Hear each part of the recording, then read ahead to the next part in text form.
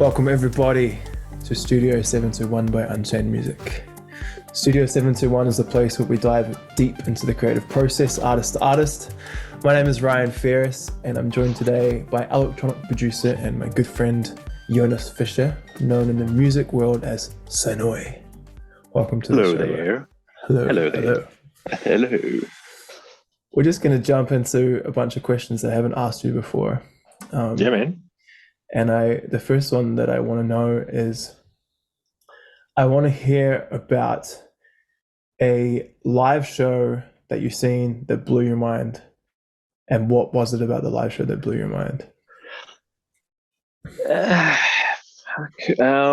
Or if you haven't seen one recently that did that, what would be in a good live show? What would make an amazing live show? That's a really good question because I haven't been out to like other people's gigs in a long, long time. I think the last time it was also like the first time it was I saw. Can I swear? Yeah. Okay. You do whatever you want. You never know. The other day I was on the radio and then someone was like, "Don't swear." Yeah, that was I was like 14 or something, and I saw Enter Shikari opening for Billy Talent, and that was amazing. Because like I've seen like rock bands and local and stuff, but the electronic elements that was so cool and they were so weird with their like, and I was like, this is insane. They were way better than all the other acts. They were just opening, and I was like, damn, this is good. So walk us through, give us like a visionary journey of you, like how old are you, where are you going, like where's the gig in the Okay, venue? man. Walk into the venue, So, I visit my father, and he's like, always loves to do this mysterious shit of like, hey man, I'm just gonna go somewhere. I'm like, where are we going? Yes, you'll see. I'm like, okay. And then we go to this arena. I'm like, oh cool, we going to a concert? And he's like, yeah. And then it's like this weird, I don't know, basketball arena or some shit. And then everybody, it's like all of a sudden the lights do the thing, and then the intro music starts. I'm like, what is that? And then the boys come out. They have like weird glasses on with like lights on the sides, like orbital, like that. And then they're like wobble, like weird on stage.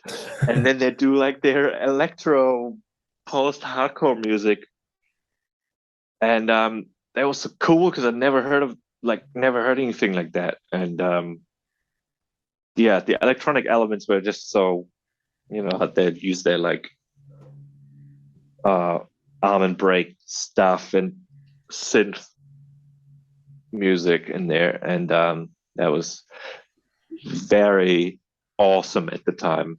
I'm pretty sure that was still awesome if I would see it now. Mm-hmm. And how many, like, was it a big venue? Was it a few hundred people? That was massive, bro. That was massive. It was like an arena, and yeah. And they had another special guest, Alexis on the Fire. I loved that music back in the day, man. But that was very, yeah. I was like, damn, this is really good.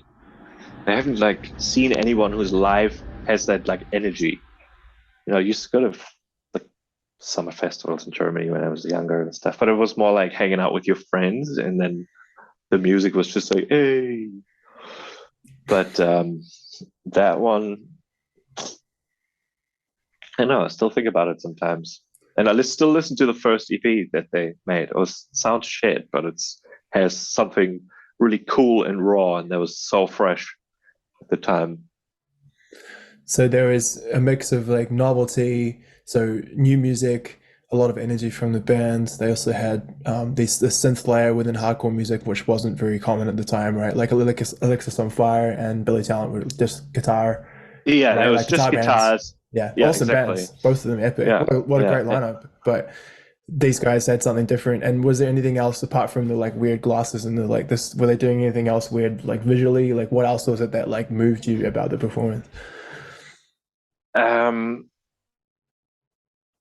I just liked it because it was like this the sonic. This sounds stupid. The like the sonic picture was just because there was those electronic elements, and I never heard that in that context. Mm. And that I don't know, like the way they incorporated it was very cool. And I guess everybody else started doing it a couple of years later. Of course, it Mm. was all synths, and Yeah. in that time. And if maybe live, I've seen a couple like good DJ. I don't remember the DJ, but there was this one time. It was a Kata Blau in Berlin, and damn, that was like the hottest music I've ever heard. And there was this one track by Ten Walls. Um, what is it called again? You know the one, dang, dang, dang, dang, dang, dang, dang, dang, Yeah. dang, dang, dang. When I heard this, I was like, wow, what is that? This is insane. I don't know who played, but I remember when this track came on, I was like, I want to do something like this because I was still into like more like the electro house kind of stuff. Maybe, yeah, just new to clubbing in Berlin. I was still studying in South Germany, and I was visiting my dad. I had a girlfriend in Berlin at the time, and so I would like always go up in the weekend, and that blew my mind as well. That tune. So there's a sense of discovery of something new that you haven't heard before, mixed with some Exactly, kind of energy exactly. that like gets you going, and then that inspires you and gets Yeah, you into yeah. some energy to create yourself. It's like there's like lots of, especially when it comes to like live music and with singing and stuff. It's like there's a lot of great music out there, and it's technically flawless. It's amazing, but I never have. I just get excited when I hear something I've never heard before, or like something where I'm like, what is this? That's because it tickles my brain in a way where I need to figure out, and then I listen. Like the way I listen changes. Yeah, that's interesting. I've been talking to artists and trying to like crack the code of what the perfect live show might encompass, and just see like the universalities between what moves people in different shows, and novelty and something new is definitely one of the main factors. So that's interesting. Yeah, I feel also the perfect live show doesn't exist. It always depends on like your um with what attitude you go to something, right? Mm, If you go with a certain expectation, it's like when you watch a new movie or something, you go with a certain expectation, probably not going to be amazed. But if you like have not seen the trailers and you're just like, I don't know, yeah, let's go, you can discover because you don't prime yourself to something, and you can immerse yourself more into the journey. mm. I want to dig into that a little bit because that's actually super interesting. Could you angle your screen up just a touch, because we're getting Oh your beautiful face getting cut yeah. off a wee bit. I'm very sorry. Move stuff around here. You're You can good. see my legs. That's better. Um, yeah, so you're one of the people that, for me, is the most knowledgeable across all types of media. And that's like books, that's movies, that's films, that's music, it's everything. Like, especially with films, you've introduced me to so many different crazy, amazing films and series that I never knew existed. And you've told me that you just watch everything.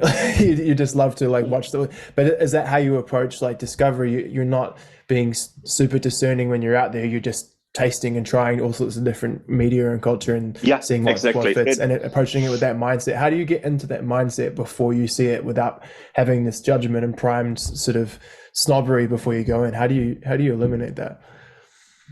But it's two things.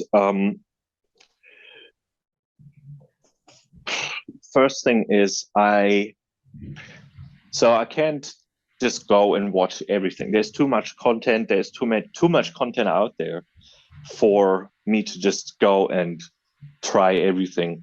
I do have um like people online that I follow that their opinion I respect because they like the same shit that I like.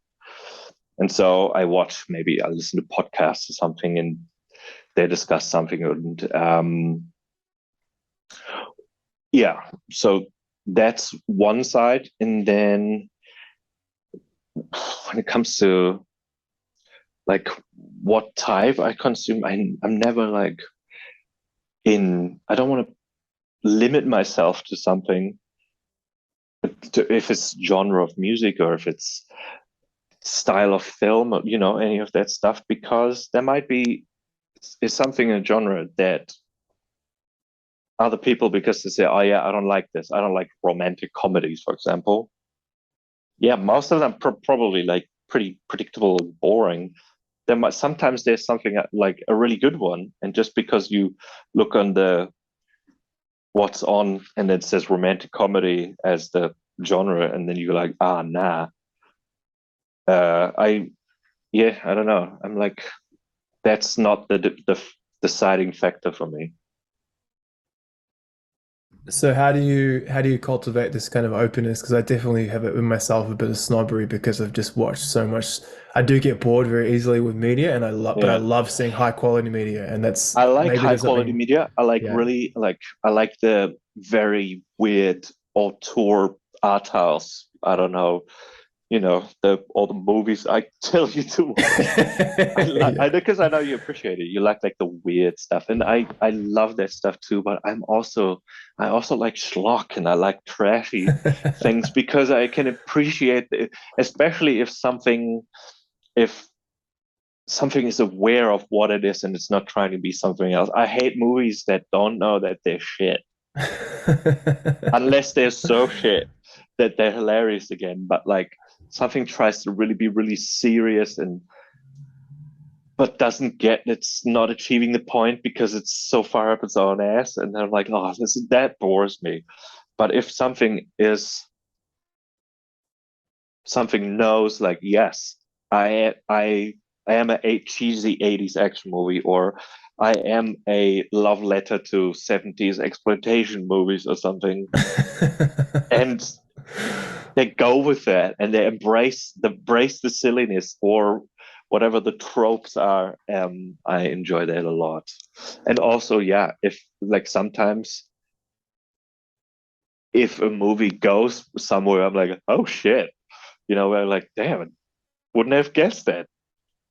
Good on them for doing that, because everyone's so like homogenized today and stuff. So I really like when someone is like, 90% of this movie is by the books, and then the last 10 minutes are absolute bonkers. I'm there for it. I'm there for it because then all the other movie just is, I don't know, it's very fun. Music as well. It's the same with music. If someone knows what what they're what they're trying want to, like, if the intention um is right, then I'm all there for it. So I don't there's like pseudo deep shit. stuff that's trying to be something. You prefer Yeah. stuff Do you that have something to knows. say? Do you have something to Yeah. say or not?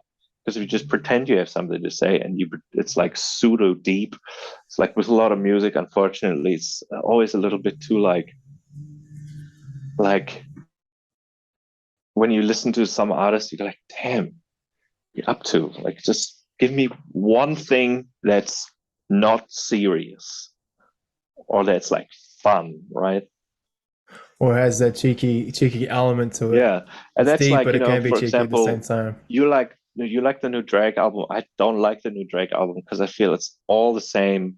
Hey girl, like that kind of stuff. The lyrical But stuff is super tropey, man. but I But have to something say about though, it. There's something about it. there's this one track, Hotline Bling, because I feel like he's taken the piss, and I enjoy it for that, and I can respect it because it's so stupid. It's like it's like stupid. It doesn't try to be and like deep or like, it's a stupid song, but it knows it, but it's good because like, yeah, man. Yeah, I'm not sure if I think he might be a bit self-aware of that stuff because I saw him performing on stage with the Backstreet Boys recently.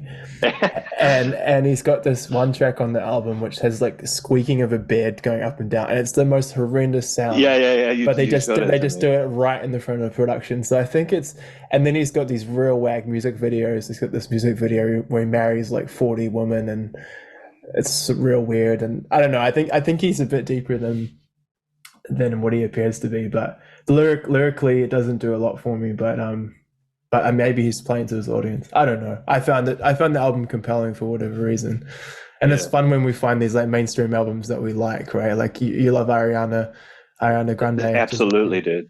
a non guilty secret. I think not even a secret now. We've put No that out in the guilty public. pleasure. This is Yeah, I'm not guilty about straight it. It's proud. It's just a proud just pleasure. pleasure, bro. Yeah, yeah. It's one of those things I should like from how like I should hate it because it's like technical perfection and it's everything is like perfect, but it's so smart if you like just like the level of songwriting is because of most of the time I like the stuff she does with Max Martin. She does work with like other um more like trap pop oriented artists. I find those tracks always a little bit boring. The stuff she does with Max Martin, I'm like, mind blowing.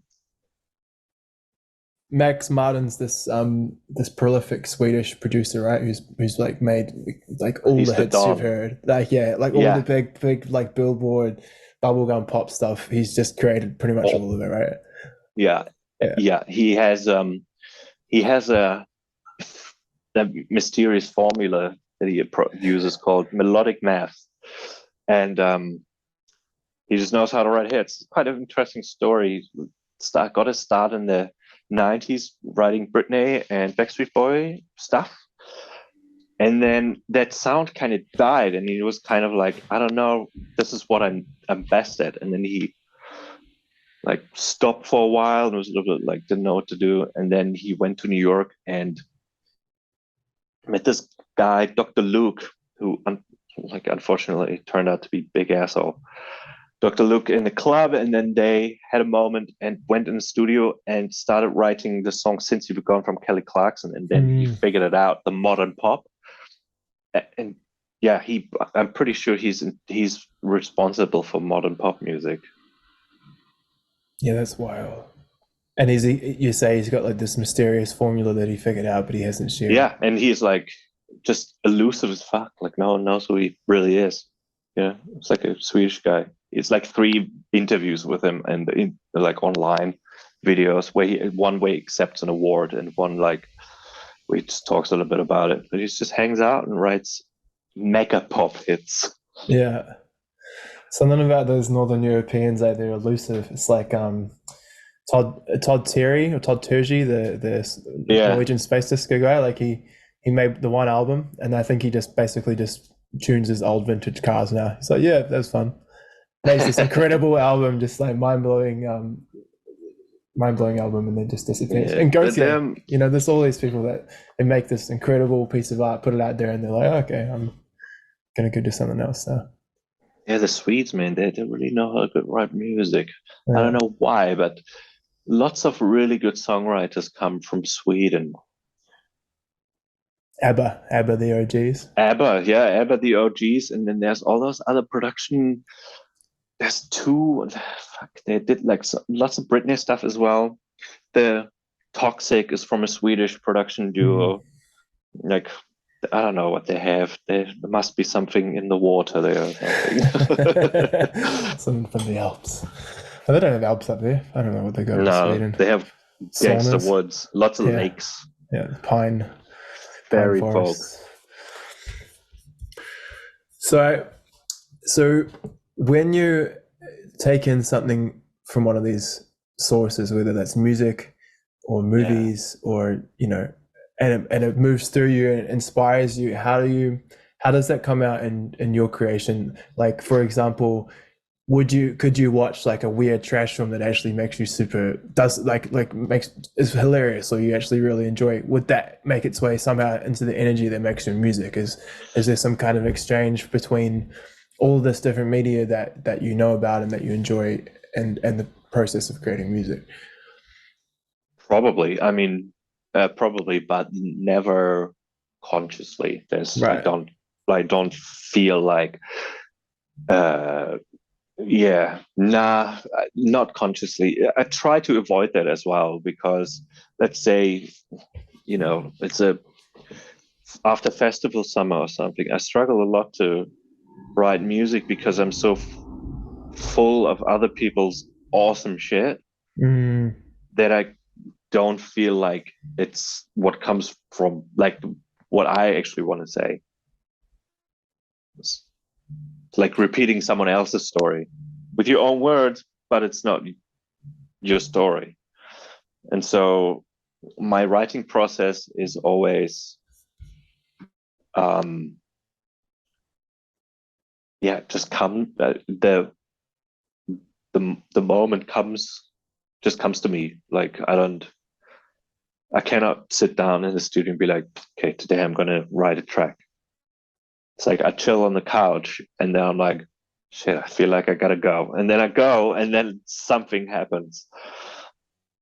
But yeah, I noticed a lot that if I am around other people's music or I'm in a phase of collecting a whole bunch of new tracks for a new season for DJing, that I tend to write other people's sound because of course you listen to it, you like it, and you listen to the things you're like, damn, that's really clever, like, or there's some nice things.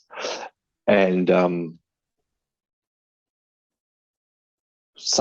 happens sometimes is like that a year later I process that so much that I can use that to tell my own stories, but not straight after because it's like too full of that other stuff.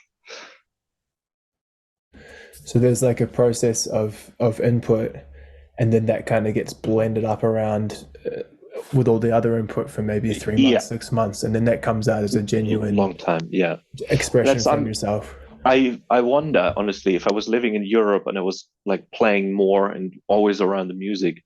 I wonder if I could still write the music that I write now because I know myself and I probably could not do this stuff that I like that other people do. And that's I think also a reason why, especially in that organic house stuff, it all sounds the same because they all hang out with each other and they all listen to each other's tunes. They're like, I'm gonna make this, and then they all try. And the people who are actually really good at it, that like there isn't so much of the same there that not doesn't stand out anymore, but the quality of it all just becomes a little bit like average.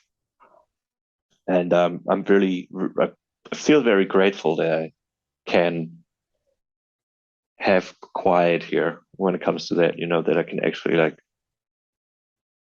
dive deep and write the music that I do. And I don't know what I do, but people say I have a certain sound. I'm like, cool, that's good. That means like that is my stuff coming out. If it's current or not, or if it's what people want, I don't know, but they seem to like it. And I don't try to write like that. I just try to write music. And I like dance music. I like to, if I write music, I want to provide escapism, like not deal with reality, but like more like landscapes or something something that like gives you a break from life. That sounds pretentious, but I kind of feel like that's what my intention is. That's what I'm trying to do. Yeah. Would you say that's maybe one of the main functions of the house scene that we're in, Yeah. as a sense of a relief from existence that's pretty intense for most people, I would whether like they're to think whether that they're in New Zealand or Europe or wherever else. The world's an intense place, and Yeah, I would like to think that most of the people use it as that, because um, uh, the music, the origins of the music we do is that Berlin European sound, and that is not that sound. I don't feel like that came from like I don't know. It's not very.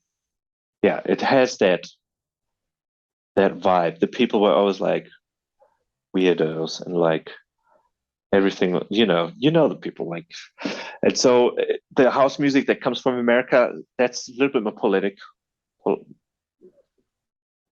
and yeah, it's, no, I don't know enough about politics anyway to to say something, when it comes to this kind of stuff. So, and I like escapism, man. That's why I love movies and TV shows. I like to. The world is shit. Like, I want to create something where people like can like turn off and just not have that. And yeah, I feel like in our house scene, there should be part of it, or it is part of it. Yeah, because we all play like weird, dreamy stuff, or um, whatever we do. Yeah, it's interesting, right? There's kind of three streams that a lot of people use when they're creating music. One of them is yeah, creating different world for people to inhabit. Another one is creating stuff that people can relate to. So it's like real everyday lyrics or love songs or whatever that is like Yeah, your everyday person can relate to. Or there's political current affairs stuff, which is, you know, intense, and that's like the punk scene and all this sort of stuff, right?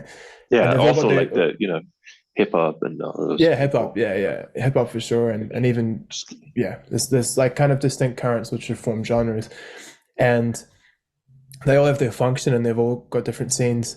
But the thing that I like about electronic music and house music specifically, that the kind of stuff that we make is, uh, I like things that are unifying. They bring people together.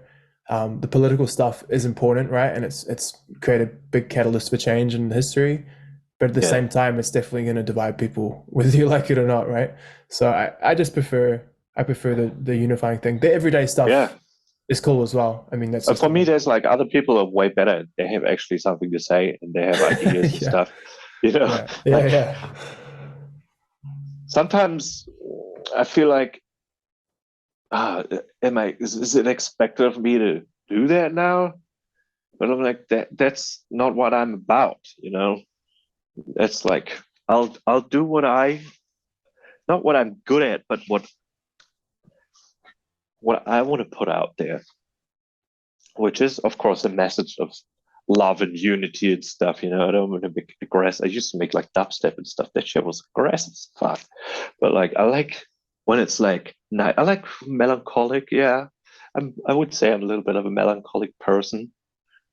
I'm happy, but I sigh and hmm, you know,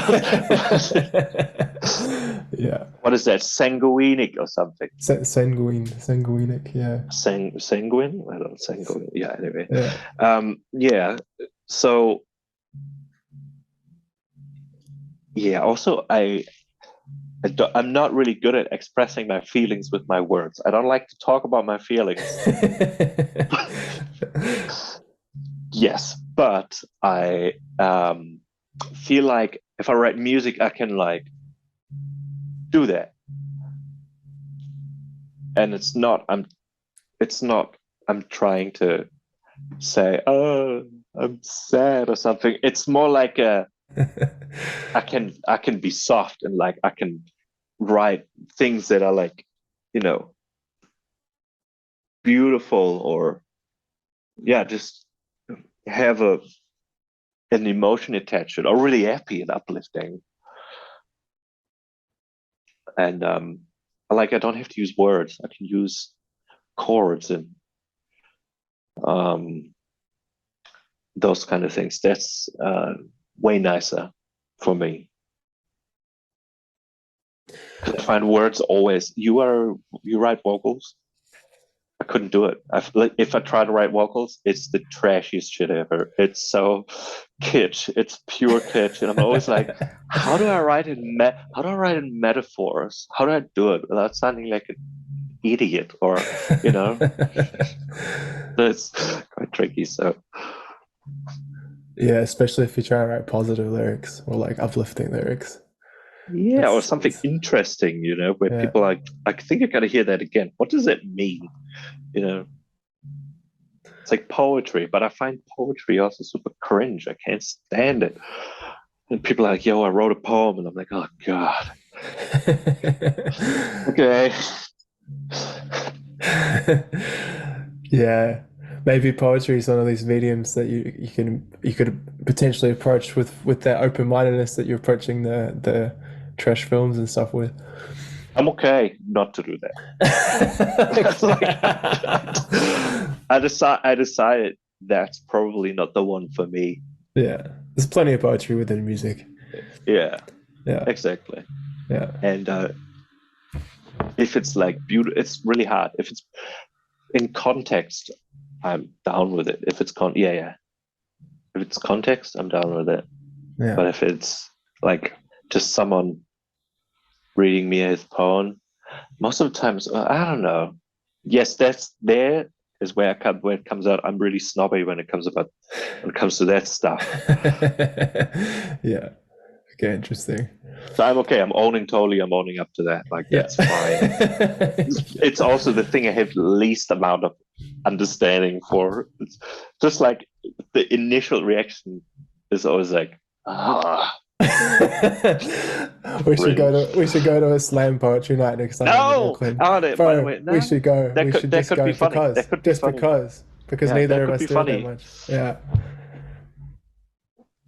If it's funny, if like someone does like comedy or something, or slam poetry, it comes to when people try too hard. Maybe it's that I don't like it. Yeah, but that could be funny too, right? All right, I'm going to take you to slam poetry next time I'm up, if we can find one. Okay. And we should write a poem and enter it as well. That'd be fucking great. All right, we've got about 8 minutes left. Yeah. So I'd like to hear if you've got an album or two that you absolutely love. If you can pick one, it doesn't have to be your favorite all the time. It could just be one album that you think is great from start to finish, and a few reasons. Radiohead, why. King of the Limbs. King of Limbs.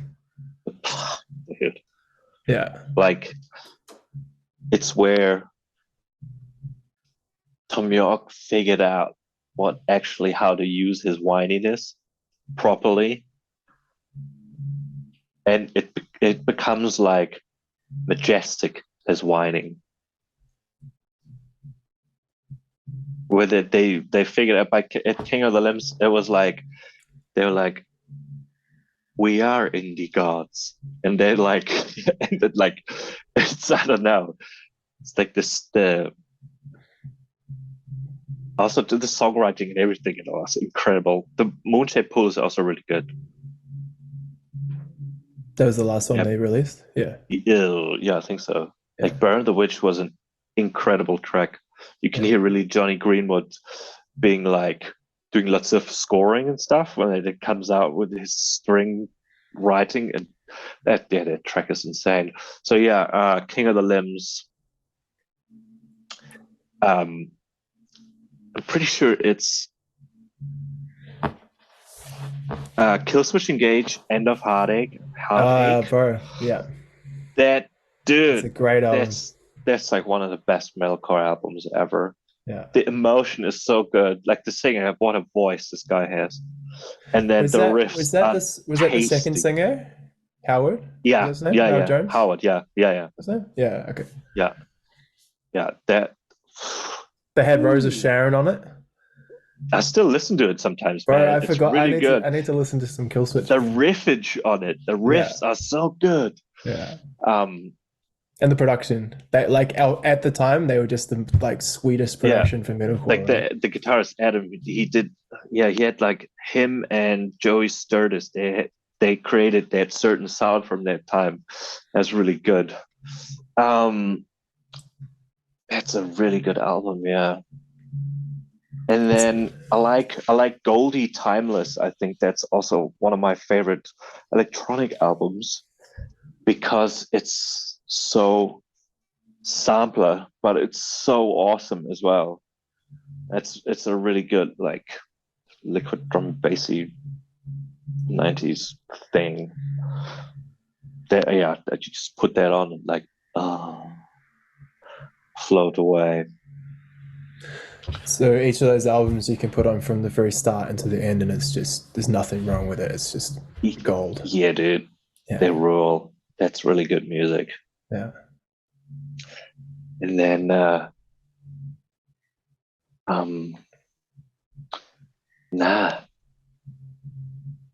Those are the ones that come to mind that I like keep like always like go back to. Were they? Did you think about any of those albums when because you've got an album coming out soon? Yeah. Did any of those albums? Did you like listen to them and see how they were constructed, or was there any elements of them as an album that influenced the way that you're putting your album together, or is your album more emergent? It comes out as it comes out, and yeah. So it's going back to the beginning of the talk. To your first question, those albums were first time listening it and having my mind blown because like, wow, this is amazing. And with my new album, I was like, yeah, I want to experiment and try to not do the same thing. And that was, I think, the hardest because the album before I was like dancey, fall to the floor. There's some of that on my album too, but yeah, including like more ambient pieces or having like the wonky track I sent you and that kind of stuff. It was harder to commit to those and being like, yeah, I want to put this out. And because people might not expect that, and being like, yeah, that was harder to commit to those tracks. But writing those was, yeah, to what do I put on it? Like, what do I want my album to be? I just want it to be like an interesting story you can put on it. Goes places and it's like interesting to listen to. For if you don't know how music is produced and you just want to listen to like harmonies and rhythms and stuff like that, and if you're into music, maybe you geek out a little bit about like how stuff is produced and mixed or something like that sort of stuff. Yeah, it's a beautiful album, and once it's out, might get you back on air and we can explore a few of the tracks and get into some of those weeds and get the keys to the logo. Man. Yeah. Vroom. Vroom, vroom. Sweet, bro. Well, we're about to wrap this up. We've got 2 minutes left of this meeting, so we'll wrap it up there. How can people find you and your music? What's the best place? You can go to any of your streaming things, so Apple Music, Spotify, and just look up my name, Sanoi. And go on Instagram, give me a follow if you want to stay up to date with upcoming releases or special projects, or if you want to see me play live or just catch a DJ set. This is the place where you can get all those updates. And there's a new live show in the in process of being developed, which is cool. And I'm trying going in like new territory for me, but I feel like it's going to be cool. Audiovisual experience. Yeah, I've seen some previews and I'm very excited. Sweet, dude. Well, thank you very much for coming on to Studio 721. Yeah, you're welcome, looking forward to the album. Looking forward to seeing you soon. And, yeah. We'll get you back on when your album's out. That sounds like a good idea, man. Sweet, bro. Peace.